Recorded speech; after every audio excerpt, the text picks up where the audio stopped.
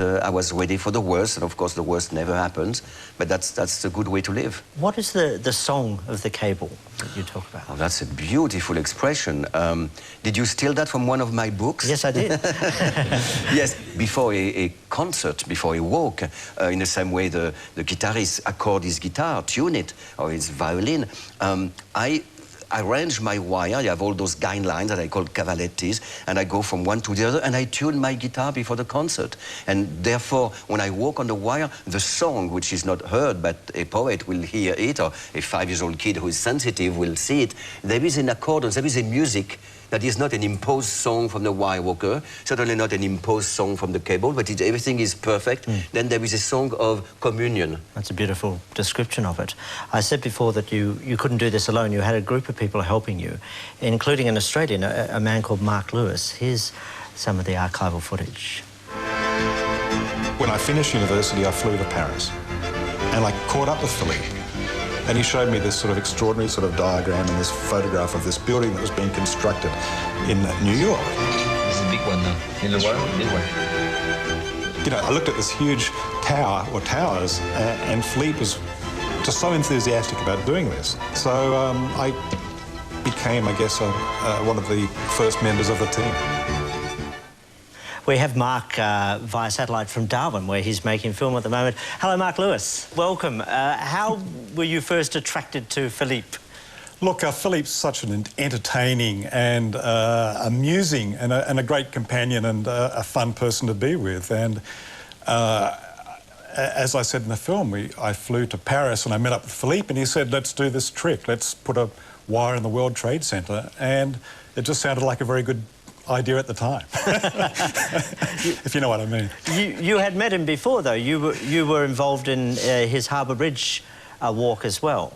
Yeah, of course. I had that connection with him, and then, of course, when I arrived in Paris, he had this crazy idea, and it just sounded like a good idea to do. So he needed help with it, and because I'd worked with Philippe, and I was experienced somewhat with putting up wires, I said yes.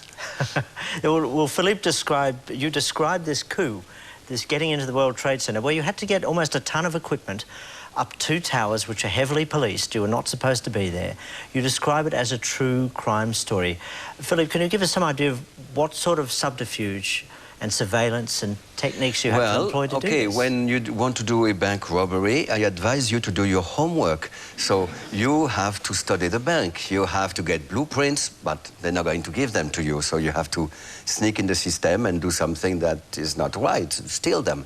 Then you have to do anything to maybe crawl in the sewers or to rent a helicopter. And I did all that. I mean, maybe short of crawling in the sewers, but anyway, I did my homework for months and months and months, for actually 8 months on location after having done months of study of the towers as they were being built. It's what you do to rob a bank, except I didn't want to rob anything. I wanted to give a beautiful gift of my high-wire walk.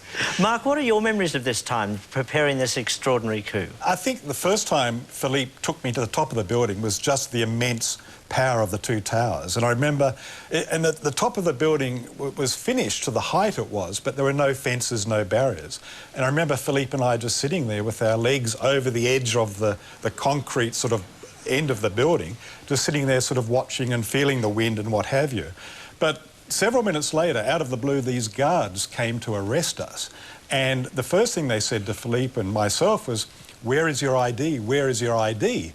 And Philippe, his English wasn't as good in those days, and he thought they were saying, "What's your idea?" so there was a miscommunication then. So Philippe started explaining, you know, well, we're just sort of French tourists, we're just looking around, but... we have no idea at all. It was an extraordinary time, but you know, I've spent a lot of time with Philippe, and of course we practiced in Very for many months, many weeks prior to the coup, and he's an extraordinary artist, and with many different talents, be it pickpocket or be it magician. I've still got my watch though, Philippe.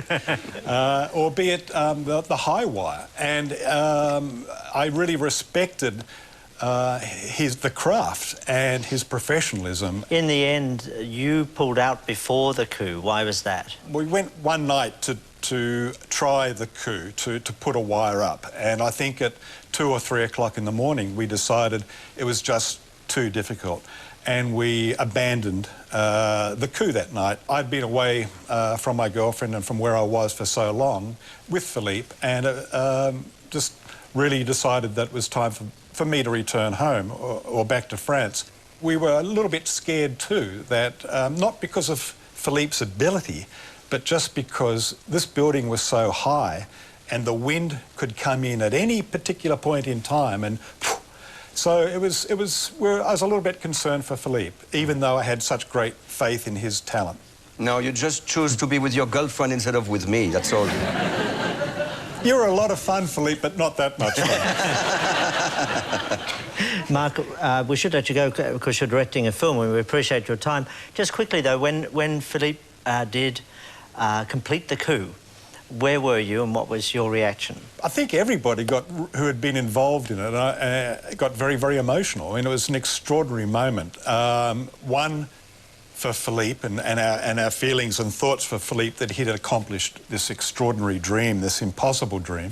And two, you know, I was so elated and so happy for him because his friends had invested so much time on his behalf. And I think the third thing was it was the same day that President Nixon resigned, so it was a great day for politics and it was a great day for art.